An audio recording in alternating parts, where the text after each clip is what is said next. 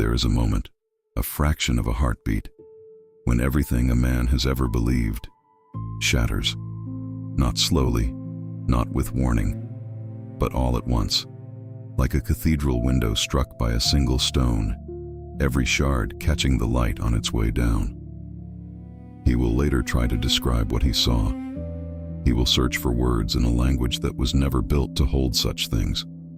He will say that the light was alive, that it breathed, that it knew him, knew every molecule of his doubt, every fortress he had constructed from logic and reason and intellectual certainty, and loved him anyway.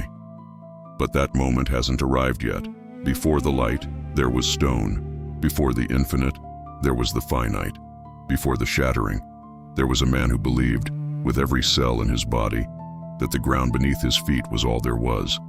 This is where we begin. We'll call him the stone logician, not because he was cold, not because he lacked feeling, but because he had built his entire identity upon the things he could touch, measure, and prove. The cobblestones under his shoes were real. The weight of a book in his hands was real. The chemical reactions firing in his brain, those were real.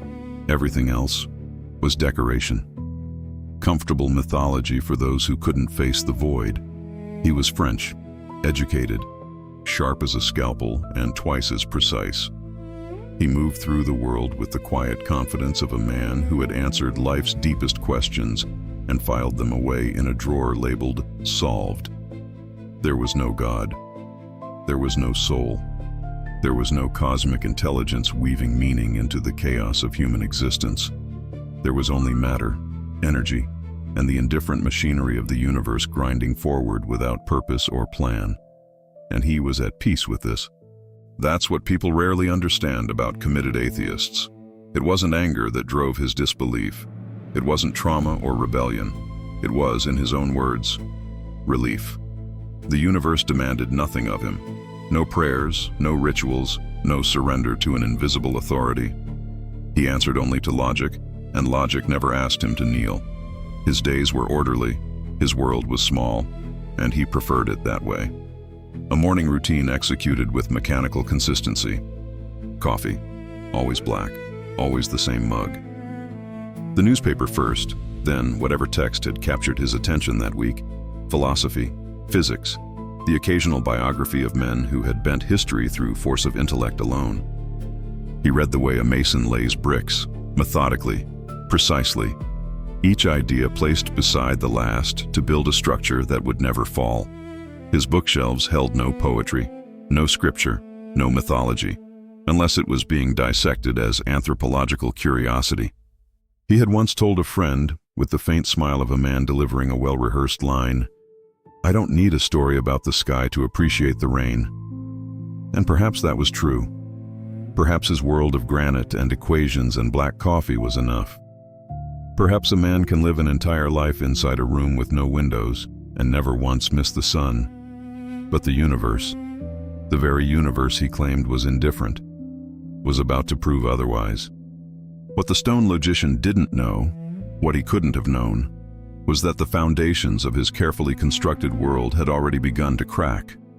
Not in the way foundations crack in buildings, with dust and noise and visible warnings. No, this fracture was silent, invisible. It lived somewhere beneath his awareness, in a place his logic could not reach and his intellect refused to examine. A faint tremor in the machinery, a skipped beat, a shadow at the edge of his peripheral vision that vanished the moment he turned to look. He would not have called it a premonition. He didn't believe in premonitions. He would have called it stress, fatigue, the ordinary wear of a body aging in a world governed by entropy and nothing more. But something was coming. Something that no equation could predict. Something that no textbook had prepared him for. Something that would seize him, without permission, without warning, and hurl him upward through the fabric of everything he thought was real, into a space where logic doesn't breathe, where language turns to ash, and where the only truth left standing is the one truth he had spent his entire life denying. He didn't believe in God. He didn't believe in the soul. He didn't believe that consciousness could exist beyond the electrical storms of the brain, and in a matter of moments, none of that would matter, because the light that was waiting for him on the other side didn't care what he believed. It already knew his name. What happens when the most rational mind in the room is dragged into the one place reason cannot follow? When the man who trusted only stone finds himself standing in a cathedral made of living light? The stone logician is about to lose everything he thought he knew, and what replaces it will be more terrifying, more beautiful, and more real than anything his logic ever gave him. There is a particular kind of silence that belongs only to the moments before everything changes. It doesn't announce itself. It doesn't warn you. It simply exists, like a breath held too long between heartbeats. On this morning, the rationalist stood where he always stood, at the tall window of his apartment, watching the gray light of dawn crawl across the rooftops of his city. Paris unfolded beneath him in its usual geometry of stone and iron, of angles and certainty was the only religion he had ever known. He was a man who trusted what he could measure, what he could hold in his hands, what he could argue into submission with the precision of a sharpened blade. The cobblestones beneath his feet were real. The coffee cooling on the counter behind him was real. The reflection staring back at him from the glass, tired, resolute, unbothered by questions of eternity, that too was real. Everything else was fiction. He had built his worldview the way an engineer builds a bridge, with logic as the foundation, skepticism as the steel, and intellectual certainty as the cables holding everything suspended above the void below. For decades, that bridge had held. It carried him across every question, every philosophical challenge, every late-night argument about the existence of God, and he always won. He won because the rules of his universe were simple. If you cannot see it, it does not exist. If you cannot prove it, it is not real. If you cannot argue it, it is not worth believing. But what the rationalist did not know, what he could not possibly have calculated, was that the universe does not ask permission before it dismantles the walls you've spent a lifetime building. It does not knock. It does not negotiate. It simply arrives. It came without warning. One moment, the rationalist existed in the world he understood, solid, predictable, governed by the elegant machinery of cause and effect. The next moment, the machinery seized. His body failed him with a violence that was not dramatic, but absolute. There was no spectacular crash, no explosion of glass, no screeching tires on wet pavement. There was only a sudden and total betrayal by the very vessel he had trusted above all things. His legs gave way first. Then the room tilted, not gradually, but all at once, as though someone had grabbed the edge of reality and pulled it sideways. The floor rose to meet him. He felt the impact, dull, distant, as if his body were already becoming something he was observing rather than inhabiting. And then, the ringing, a high crystalline tone that replaced every other sound, the hum of the city, the clock on the wall, his own pulse, all of it swallowed by a single frequency that seemed to vibrate not in his ears, but in the marrow of his bones. He tried to breathe. The air would not come. His chest, that reliable engine of respiration he had never once thanked for its service, simply refused to expand. It was as though an invisible hand had pressed itself flat against his sternum and whispered, "Enough." The rationalist lay on the floor of his own certainty, and for the first time in his adult life, he could not think his way out. His formidable mind, that instrument he had sharpened and polished and wielded like a weapon against the unknown for decades, stuttered, flickered, and began to go dark. He was not afraid. That was the strangest part. Fear requires a future to dread, and suddenly, there was no future. There was no next minute, no next breath, no next argument to win. There was only this peculiar suspended instant where the man who believed in nothing was becoming nothing. His heartbeat slowed. Each contraction of that muscle felt further away than the one before, like footsteps of someone walking down a very long hallway. retreating into a distance that had no end. And then, the pulling began. It did not feel like falling. It did not feel like rising. It felt like being claimed. As though something vast and vertical and utterly indifferent to the laws of physics had reached down through every layer of the world he knew and simply taken him. The floor disappeared, the walls dissolved, the apartment, the city, the country, the continent, all of it peeled away like paper thrown into fire, curling at the edges and vanishing into a darkness so complete that the word dark could not contain it. He was moving, fast, faster than anything his rational mind had ever conceived of, not forward, not backward, but upward, or perhaps inward, toward something that had no name and no location and no respect whatsoever for the intellectual fortress he had spent 40 years constructing. The world he trusted, the stones, the measurements, the arguments, the elegant proofs, all of it was being stripped from him with the efficiency of a surgeon removing bandages from a wound that was never truly healed. And in that terrible, magnificent acceleration, the rationalist realized with absolute clarity, he was dying. Not metaphorically, not philosophically, not in the abstract way he had once discussed death over wine with colleagues, treating it as an intellectual curiosity rather than an inevitability. No, he was dying, for real. And every single thing he had ever believed was about to be tested against something his logic never dared to imagine. The void swallowed him whole. And somewhere, in the infinite space between one heartbeat and the silence that followed, the man who believed in nothing was about to collide with everything. But what waited for him in that void was not the emptiness he had always preached. It was not the cold, permanent darkness of extinction.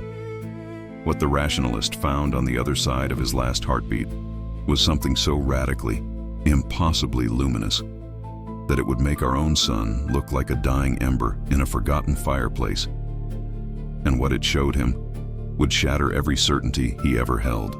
The human heart is not a metaphor, it is a pump, a fist-sized engine of muscle and electricity that contracts roughly 100,000 times per day, without being asked, without permission, without gratitude.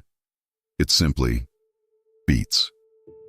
And for the Cartesian skeptic, a man who had built his entire identity on the architecture of logic and the certainty of matter, his heart had always been nothing more than biology, a mechanical rhythm, proof that the body was a machine, and nothing else. But on this night, somewhere in France, the machine began to fail. The details of what triggered the event remain clinical. The body, that faithful vessel of atoms and electrical impulses he had worshipped as the only truth, began to betray its operator. His blood pressure dropped. His oxygen levels plummeted. Somewhere deep inside his chest, the electrical signals that had kept that fist-sized pump firing for decades started misfiring, stuttering, losing their ancient rhythm. And the thing about a heart that is stopping is that it does not announce itself with drama. There is no orchestra, no cinematic swell. There is only silence, creeping in between the beats. The monitors told the story his philosophy never could. Each beep grew further from the last. 3 seconds of silence, then 4, then 5. In those widening gaps, something was happening that no textbook in his library had prepared him for. The world he had trusted, the world of mass and velocity and observable phenomena, was thinning. The sounds of the room, the murmur of voices, the hiss of oxygen, they began to blur and recede as though the volume knob on reality itself was being slowly turned towards zero. He could not speak. He could not move. His body, that sacred temple of logic and certainty, lay perfectly still. His skin began to change color. His lips, the very lips that had once argued so passionately at dinner tables that consciousness was merely a trick of neurons, turned a shade of blue that no argument could explain away. The nurses worked. The protocols were followed. Hands pressed against his chest in measured compressions. But the Cartesian skeptic was already somewhere between the last sound he recognized and a silence so total it seemed to have weight. And then it happened. The flatline held its note. That single unwavering tone, the sound that means the same thing in every language on earth, the sound that needs no translation. The pump had stopped. The electricity had gone dark. The machine that the Cartesian skeptic had believed was the totality of his existence had ceased to function. He was clinically dead. But here is where the story fractures, where it departs from every model of reality he had ever accepted. Because the moment his body stopped, he did not stop. Something continued. Something that had no mass, no measurable dimension, no address in the periodic table. Something that his philosophy had told him, categorically, irrevocably, did not exist. He felt himself being pulled, not horizontally, not in any direction that a compass could name. It was vertical, but not upward in the way we understand upward. It was a pulling toward, or perhaps a pulling through, a velocity that was not speed, a movement that was not motion. His awareness, and he was excruciatingly, undeniably aware, was being drawn through what he would later struggle to describe as a kind of corridor, a passage, a narrowing of everything he had ever known into a single, vanishing point. The room was gone. The monitors were gone. The hands pressing against his chest were gone. France was gone. The earth was gone. And in that void, something breathed. Not him, not his lungs, not his body. Something larger. Something that surrounded him in every direction and no direction at all. A darkness that was not empty. A silence that was not absence. It was as though the universe had closed its eyes, and he was floating inside the space behind its eyelids. Every certainty he had ever clung to, every debate he had ever won, every smug dismissal of the spiritual, the mystical, the unseen, it all dissolved. Not slowly, not with resistance. It dissolved the way a single drop of ink dissolves in the ocean. Instantly, completely, without negotiation. The Cartesian skeptic, the man who had trusted only stone, only gravity, only the weight of evidence in his hands, was now weightless, formless, untethered from every physical law he had worshipped. And the terrifying part, the part that would haunt him long after he returned, was that in this void, in this impossible space between life and whatever comes after, his mind had never been clearer. His awareness had never been sharper. He was more conscious in death than he had ever been in life. His body lay on a table in France, growing cold, turning colors that the living should never turn. But wherever he was now, wherever this vertical pull was carrying him, he was about to collide with something that would make the sun look like a burnt-out match and reduce every argument he had ever made to ashes.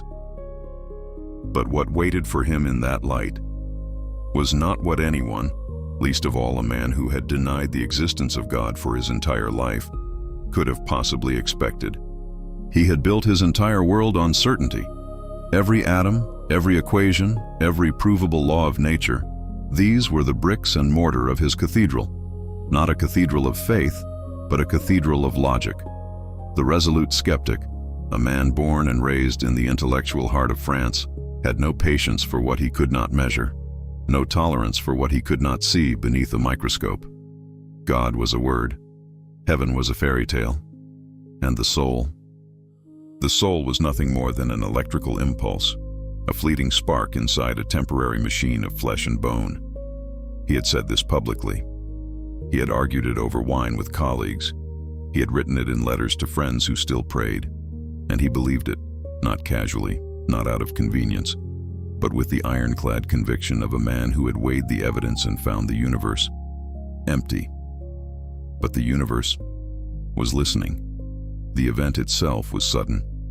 There was no slow decline, no hospital bed, no doctor leaning over him with measured words. One moment, the resolute skeptic existed inside the rules of the physical world.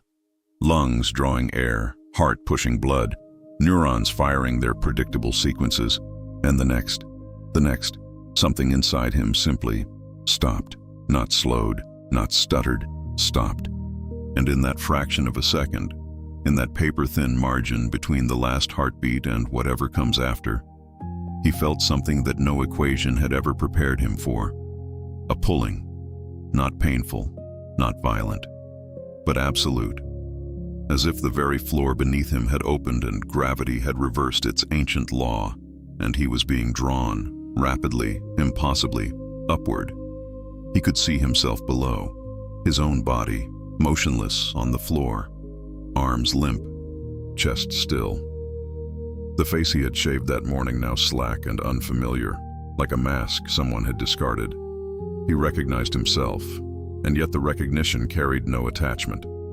It was like looking at a coat he had worn for decades and suddenly understanding, with staggering clarity, that he had never been the coat. The world dissolved, not metaphorically, not poetically.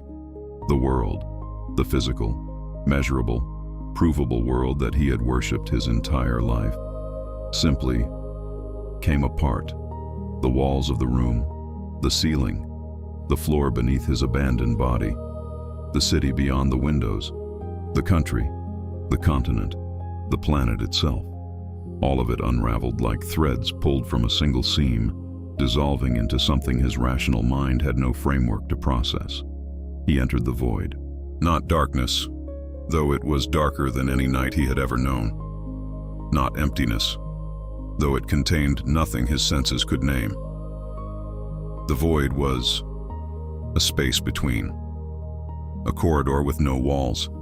A silence so complete that it had its own sound. A low, resonant hum that seemed to vibrate not through the air, but through him. Through whatever he now was. Because the resolute skeptic was no longer inside a body.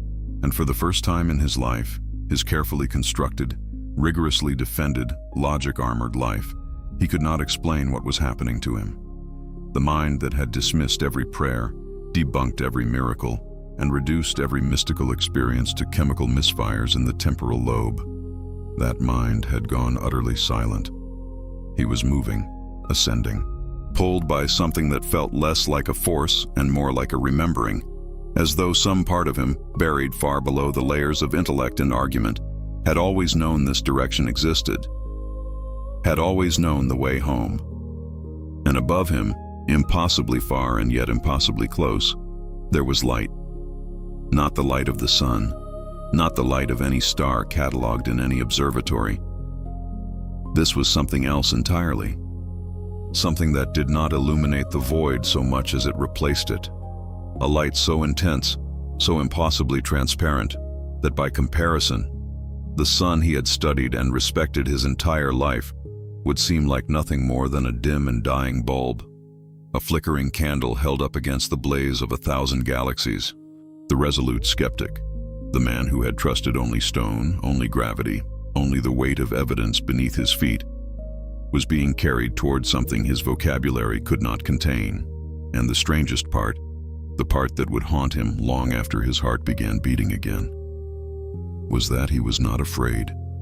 He was not afraid at all. But what happens when a man who rejected God his entire life comes face to face with the light that made the stars? What he encountered next didn't just change his mind, it dismantled every wall he had ever built around his soul. And then it began, not a fall, not a drift, something far more deliberate, far more absolute. The resolute skeptic felt himself seized by a force that had no name in any language he had ever studied. A vertical pull, not upward in the way an elevator rises or a bird climbs the sky, but upward in a direction that shouldn't exist. A direction that the geometry of his rational mind could not plot, could not graph, could not contain. It was as though the universe itself had inhaled, and he was the breath. His body, or whatever remained of his sense of having one, accelerated through a corridor that was not made of walls or stone or matter. It was made of absence. The material world he had worshipped his entire life was peeling away like old paint, and beneath it, there was nothing he recognized. Every certainty he had ever held, every equation he had balanced, every argument he had won at dinner parties about the foolishness of belief, all of it was dissolving in the velocity of this ascent. The physical world did not simply disappear, it transformed. Every atom of what he understood to be real, the hospital room, the voices of the living, the cold instruments, the French streets beyond the window, the cobblestones, the rain, all of it softened, blurred, and then transmuted into something else entirely. Matter became frequency. Frequency became light. And that light was unlike anything the human eye was ever designed to receive. He would later struggle to describe it. He would sit across from interviewers and reach for words the way a drowning man reaches for driftwood. And every word would feel too small, too flat, too earthbound, because this light was not illumination. It was not the light of the sun, or of fire, or of stars burning in the vacuum of space. This was light that was alive, light that knew him, light that had a texture, a temperature, a presence so overwhelming that his intellect, that magnificent, proud intellect he had sharpened for decades, simply stopped. And then he was inside it, not approaching it, not gazing at it from a distance. He was submerged, engulfed, swallowed by a radiance so total, so incomprehensibly vast, that the sun, our sun, the star that gives life to every living thing on earth, would have looked by comparison like a dim and dying bulb flickering at the end of a forgotten hallway. He understood this with a certainty that terrified him, not because the light was frightening, but because his certainty was. For a man who had built his entire identity on skepticism, on proof, on demanding evidence before belief, to suddenly know something without question, without doubt, without a single shred of intellectual resistance, that was the most disorienting experience of his existence. The light did not burn, it did not blind, it welcomed. It poured through him and around him and into spaces within his consciousness that he never knew existed, rooms within his soul that had been locked since birth. And in that pouring, he felt it, the first true sensation of the other side. Love. Not the word, not the concept, not the diluted, conditional, transactional version of love that humans pass between themselves like borrowed currency. This was the source, the origin, the raw, undiluted, infinite frequency from which every act of tenderness ever performed on earth was merely an echo. It hit him like a wave. No, like an ocean collapsing into a single drop, and that drop landing directly on his heart. He was known. Completely, utterly, mercilessly known. Every thought he had ever hidden, every cruelty he had committed in silence, every quiet kindness he had never told anyone about, every lie, every truth, every moment of cowardice and every flicker of courage, all of it laid bare before this presence. And the presence did not judge him. That was what shattered him. Not the light, not the velocity, not the impossible architecture of this realm beyond realms. It was the absence of judgment. A committed atheist, a man who had judged the entire concept of God as primitive fantasy, was now being held by something that refused to judge him in return. His logic didn't fail. It simply became irrelevant, the way a candle becomes irrelevant when the sun rises. He did not think his way to understanding. He felt it. He knew it the way a newborn knows its mother's heartbeat, not through reason, but through a recognition so ancient it predates thought itself. And in that boundless field of living light, he recognized it, not because he had studied it, not because anyone had taught him, not because of any scripture or sermon or philosophical treatise he had ever dismissed with a wave of his hand and a clever remark over wine. He recognized it the way you recognize your own reflection, the way you recognize the sound of your name spoken by someone who has loved you since before you were born. This was the Creator, not a theory, not a symbol, not a metaphor dressed in human mythology. This was the living, breathing, infinite intelligence from which all things emerged and to which all things would return. And it was looking directly at him, the man who had spent his entire life insisting it did not exist. The resolute skeptic stood at the threshold of everything he had ever denied. And the everything did not say, "I told you so." It said, "Welcome home." And somewhere far below, in a hospital room in France, his body lay silent on a table, while machines beeped and doctors worked, and the living world continued its ordinary turning. None of them could see what he was seeing. None of them could feel what he was feeling. But what happens next? What the light showed him about his own life in a matter of seconds would make everything he experienced so far feel like merely the opening door. And then, the movement stopped. Not gradually, not with deceleration. It simply ceased, as though the universe itself had drawn a breath and decided to hold it. The faithless architect, the man who had built his entire existence upon the scaffolding of reason, who had trusted nothing he could not measure, weigh, or prove, now found himself suspended in a place that defied every law he had ever worshipped. There was no floor beneath him, no ceiling above, no walls to mark where one thing ended and another began. Direction itself had become meaningless, a relic of a world that no longer applied. He had arrived. What surrounded him was not darkness. It was not sky. It was not space as any astronomer or physicist would recognize it. It was light.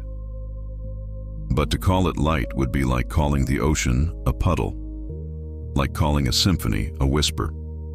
The word itself crumbled under the weight of what it was trying to describe. This light did not shine from a source.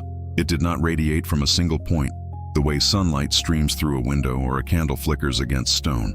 No, this light was the environment itself. It was above him, below him, inside him.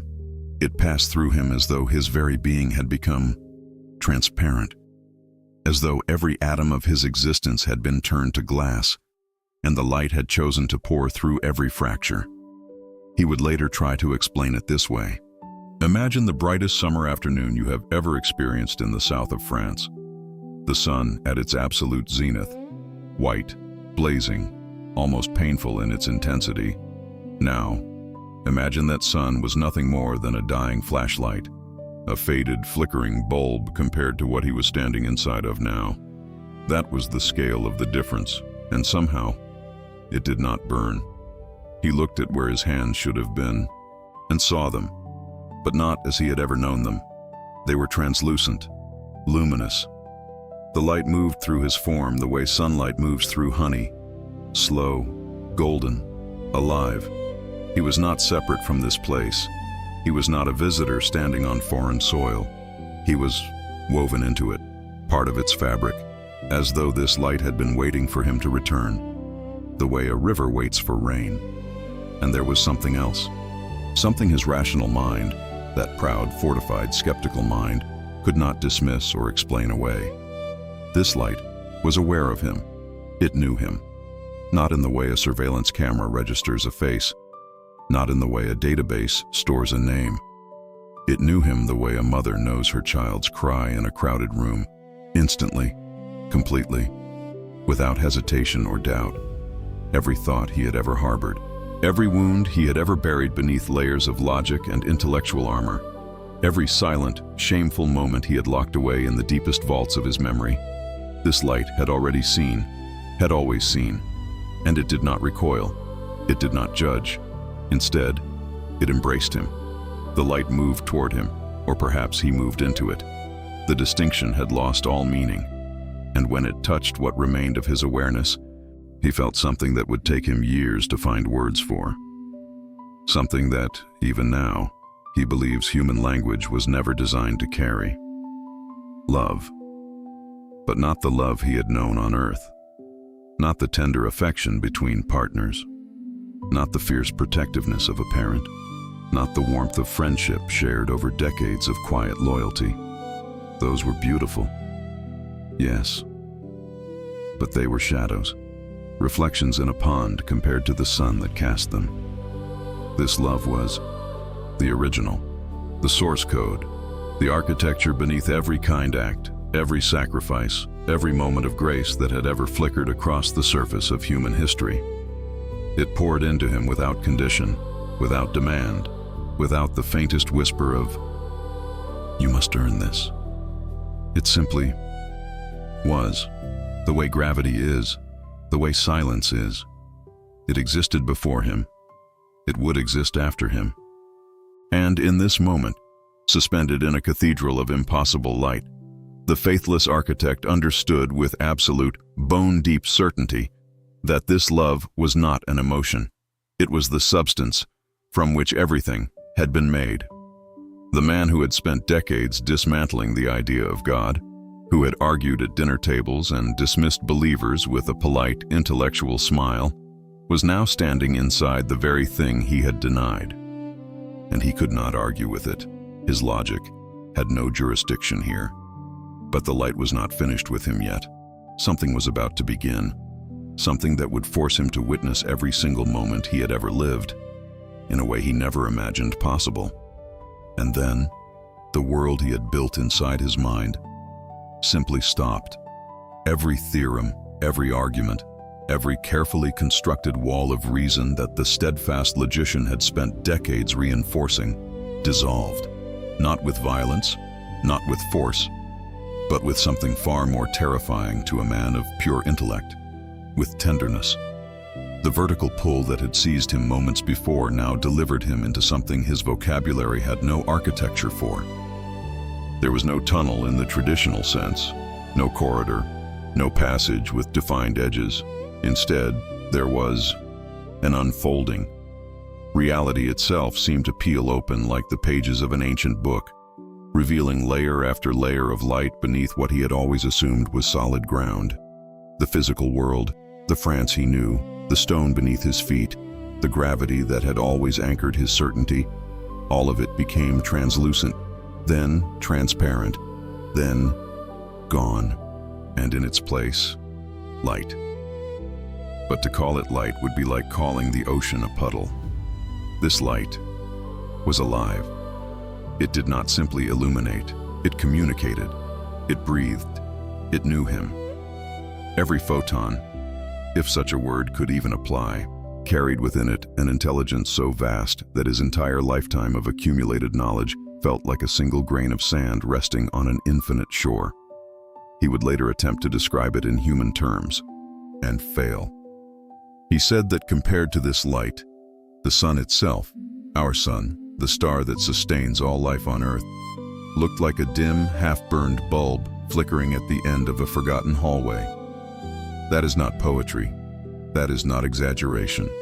That was his clinical, measured, deliberate assessment from a man who had spent his entire life rejecting anything that could not be weighed, measured, or proven. And yet here he was, suspended inside proof itself.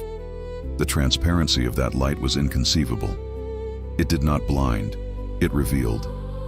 Every layer of it seemed to go deeper, as though light itself had dimensions, had depth, had a voice that spoke not in words, but in absolute, unshakable knowing. And then came the moment that shattered everything. His intellect, that magnificent, fortified, unyielding engine of skepticism, did not argue, did not question, did not demand evidence. It simply knelt. Because the light was not an abstract phenomenon. It was not energy without identity. It was not a cosmic accident producing warmth. The light was the creator. He did not deduce this. He did not reason his way to this conclusion through syllogisms or proofs. He felt it. He knew it the way a newborn knows its mother's heartbeat, not through learning, but through a recognition so ancient it preceded language, preceded thought itself. The Creator did not speak, and yet, the steadfast logician understood everything. There was no judgment in that light, no tribunal, no scales weighing his decades of denial. There was only love, unconditional, boundless. A love so pure and so complete that it did not care whether he had believed. It only cared that he existed. Then the Creator opened the book. Not a physical book, not pages bound in leather or scripture etched in gold. The book was him. His entire existence, every single moment from his first breath to this very second, unfolded around him simultaneously. It was as if someone had taken the film reel of his life and played every frame at once, and yet he could perceive each one individually, each memory distinct, each emotion raw and fully alive. He described it as flipping through a book at the speed of light. His childhood in France, the first time he declared there was no God, how certain he had felt, the quiet moments of doubt he had buried, the people he had dismissed, the kindness he had overlooked, the love he had been too proud to accept. But this review carried no condemnation. The Creator did not pause on his failures to punish him. Instead, every moment was illuminated with context he had never possessed while living it. He could feel what others had felt in his presence. The colleague he had coldly corrected, he felt that colleague's shame. The stranger he had helped without thinking twice, he felt that stranger's gratitude ripple outward through years he never witnessed. His materialist worldview, the philosophy that had been his cathedral, his religion, his identity, crumbled.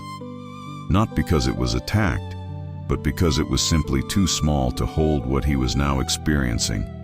Logic had not been wrong, it had merely been incomplete. A man who had worshipped the mind was now learning that the mind was only one room in an infinite house.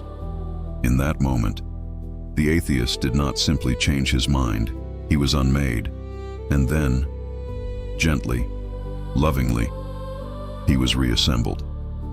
Everything he had believed about the nature of existence, that consciousness was a chemical accident, that love was a biological impulse, that death was a permanent ending, was not argued against. It was simply rendered irrelevant by an experience so overwhelmingly real that his previous life felt like the shadow.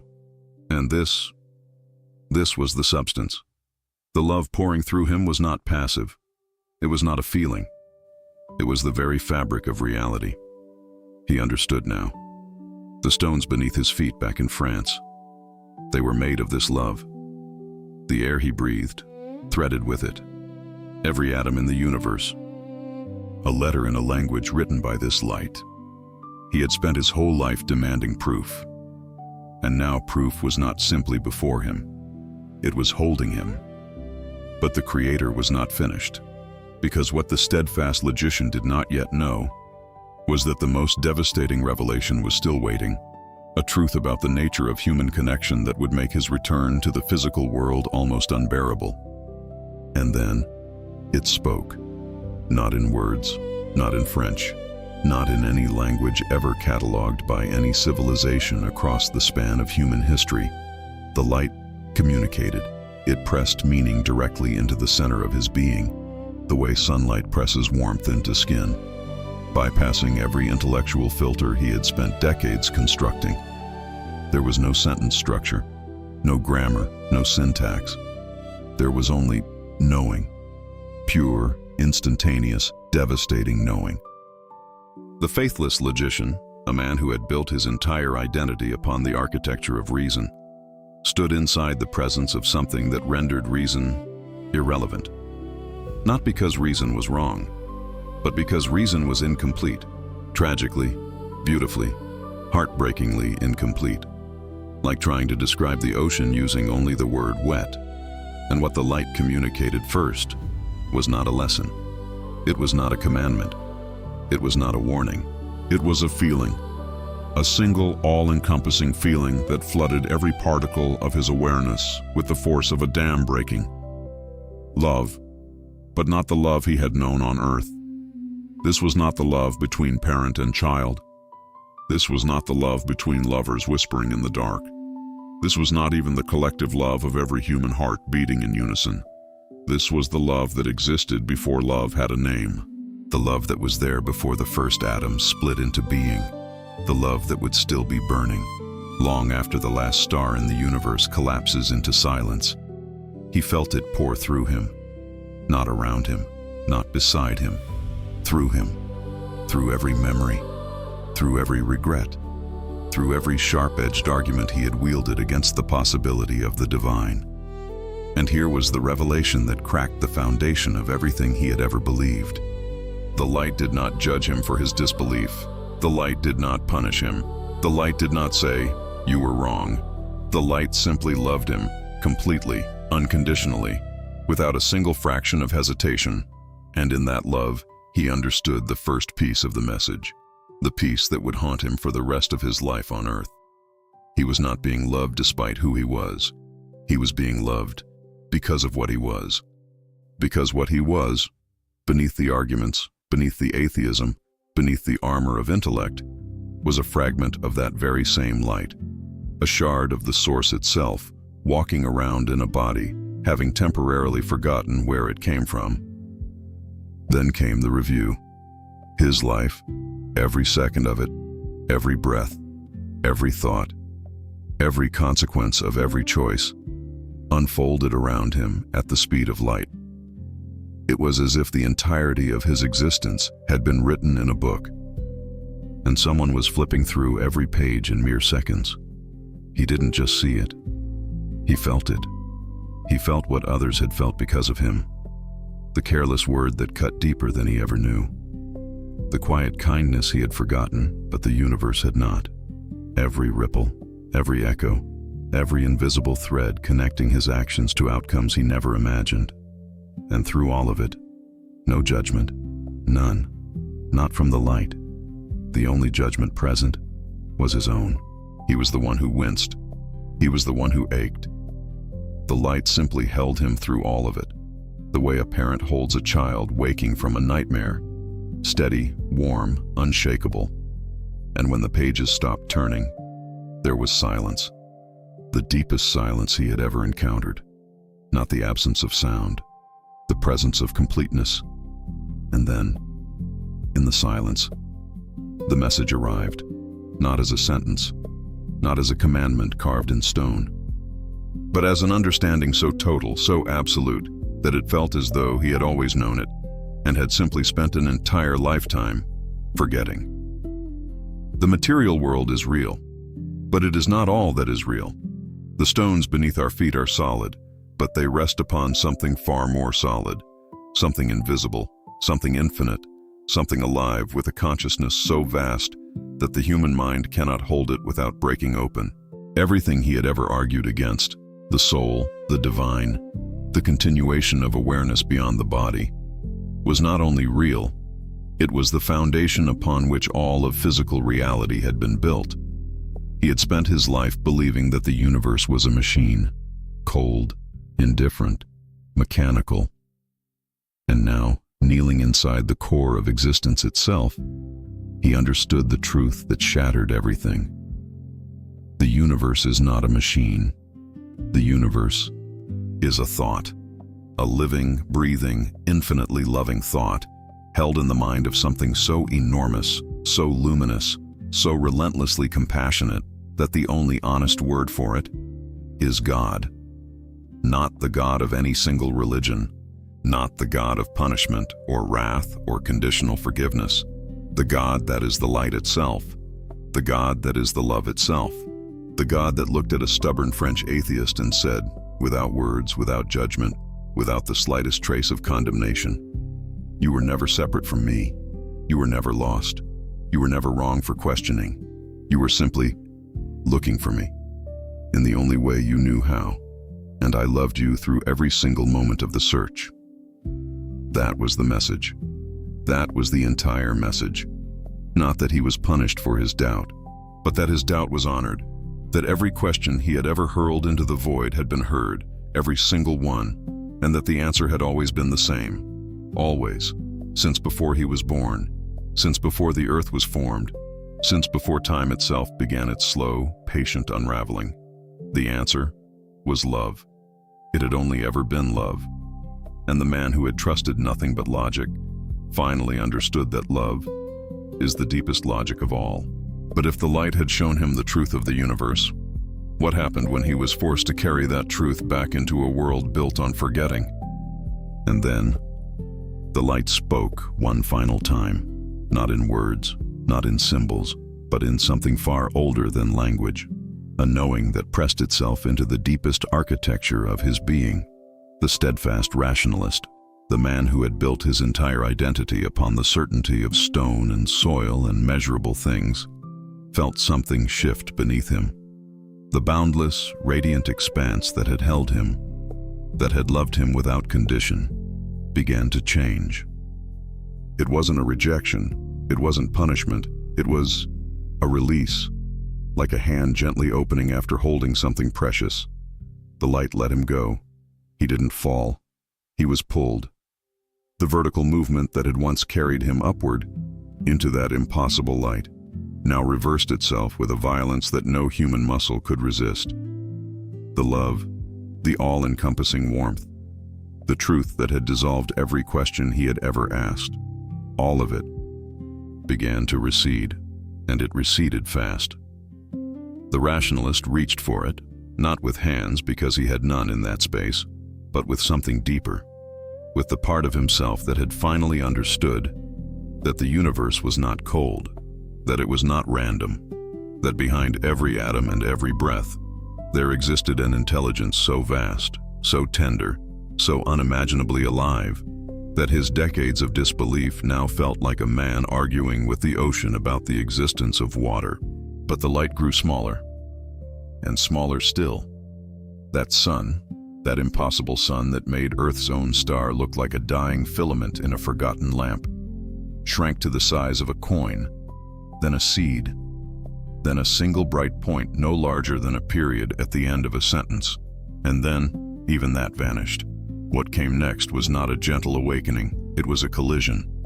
The steadfast rationalist slammed back into his body the way a stone strikes water from a great height, sudden, total, and brutal. Every nerve ending fired simultaneously. Weight returned. Gravity, that old familiar tyrant, seized every cell and pinned him to the physical world with merciless precision. He gasped, not a gentle breath, not the soft inhale of someone waking from sleep. This was the desperate, ragged, almost animal sound of lungs remembering they existed, of a chest expanding against ribs that felt like iron bars, of air, cold, clinical, chemical-tasting air, flooding passages that had known, only moments before, the effortless breathing of eternity. His eyes opened, and the world was unbearable. The fluorescent lights above him were grotesque, harsh, flat, after the luminescence of the other side, after that light that was alive, that communicated, that loved. These artificial tubes buzzing on a hospital ceiling felt like an insult to the very concept of illumination. He could feel his skin, and it felt like a cage, the body that had once been invisible to him, just a vehicle, just biology, just the mechanics of atoms doing what atoms do, now pressed against his consciousness with suffocating density. He felt the weight of his own skull against the pillow, the coarseness of the hospital sheets, the sting of an IV puncturing his vein. Every sensation was too much, too heavy, too loud, too slow, because on the other side, information had traveled at the speed of thought. Entire lifetimes had unfolded in fractions of a second. Love had been the medium through which all things moved. And now he was back in a world where everything was fragmented, where communication required clumsy words, where truth was debated instead of simply known. The steadfast rationalist lay there in that French hospital room, and for the first time in his adult life, he wept. Not from pain, not from fear, from grief. He wept because he had touched something that every philosopher and every mystic and every grieving mother has spent lifetimes reaching for. And it had been real. More real than anything his rational mind had ever measured. More real than the stones beneath his feet that he had once called the only truth. And now it was gone, or was it? Because something had come back with him.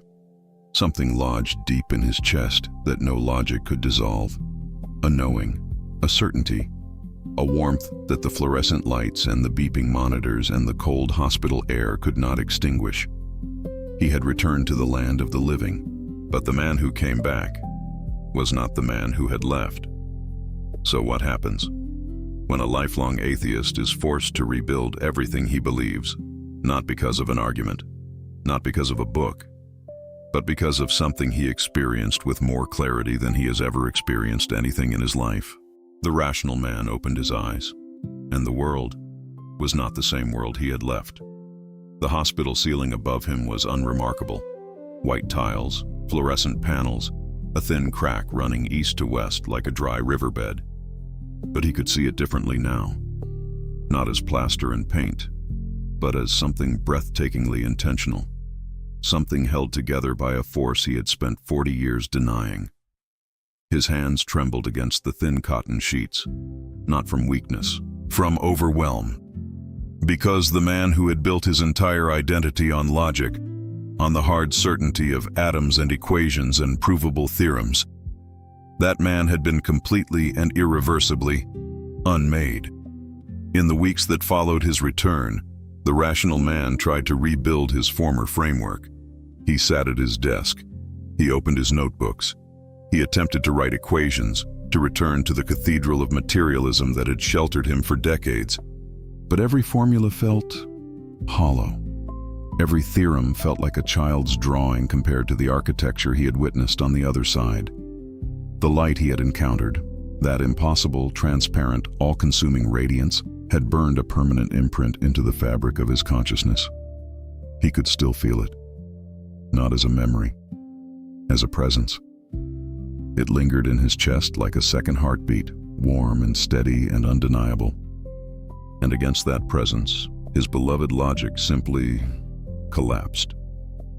He described it later with a metaphor that still haunts those who hear it.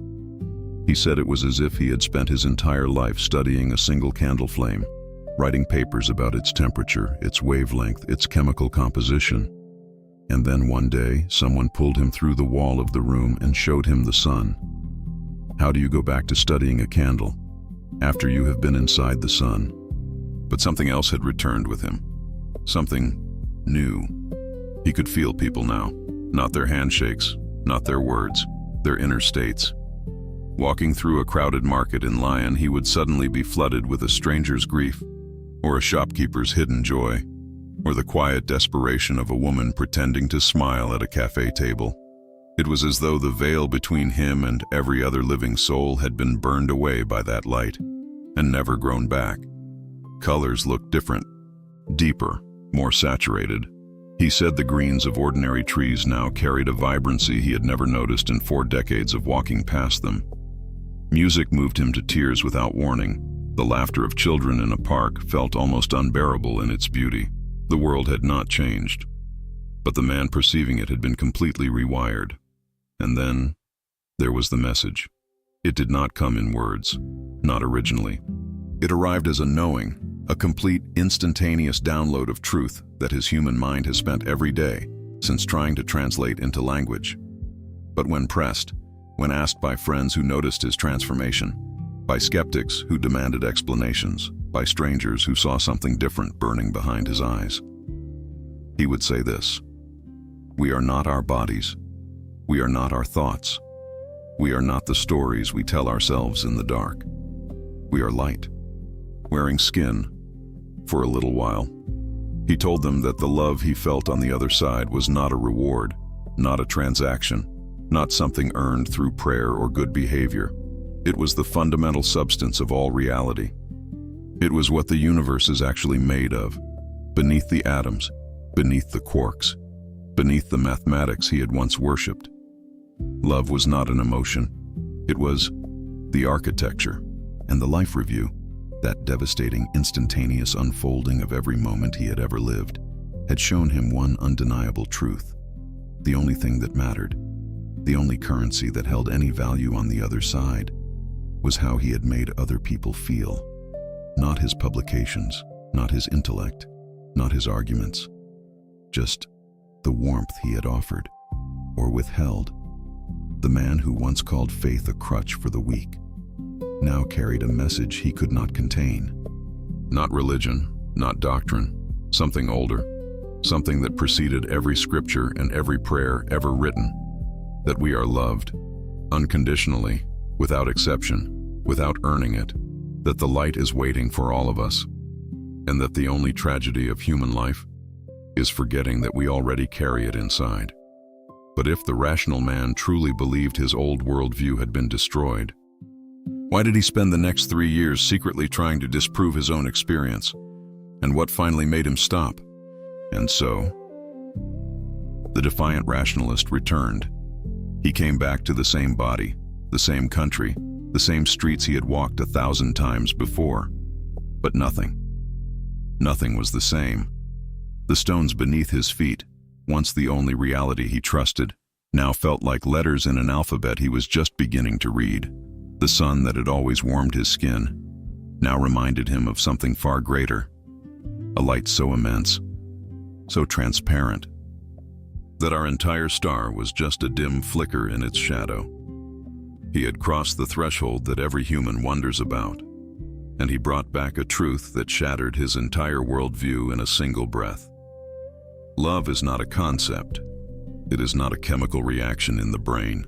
It is the architecture of everything, the force holding reality together. And it does not judge you. It never judged him, not once, even when he had spent a lifetime denying it existed. Now, we need to ask you something, and we mean this. When was the last time you paused, truly paused, and asked yourself what you believe happens when the light fades? What would remain of you if everything physical dissolved in an instant? You don't need to flatline on a bathroom floor in France to confront that question. You just need this moment, right here, right now. The fact that you're still watching tells us something important about you. Something is stirring. Something inside you recognizes this story, not as entertainment, but as a mirror. If this story moved something inside you, subscribe. Not for us, for the journey you've already begun. Hit the bell, because every week we bring you another soul who crossed the line between worlds and came back forever changed. Share this with someone who needs to hear it tonight. Someone carrying doubt, someone carrying grief, someone who has forgotten that they are made of the same light that built the universe. The defiant rationalist spent a lifetime believing only in what he could touch. Then he touched the infinite, and the infinite touched him back. The question is not whether the light is real. The question is, what will you do now that you know it might be?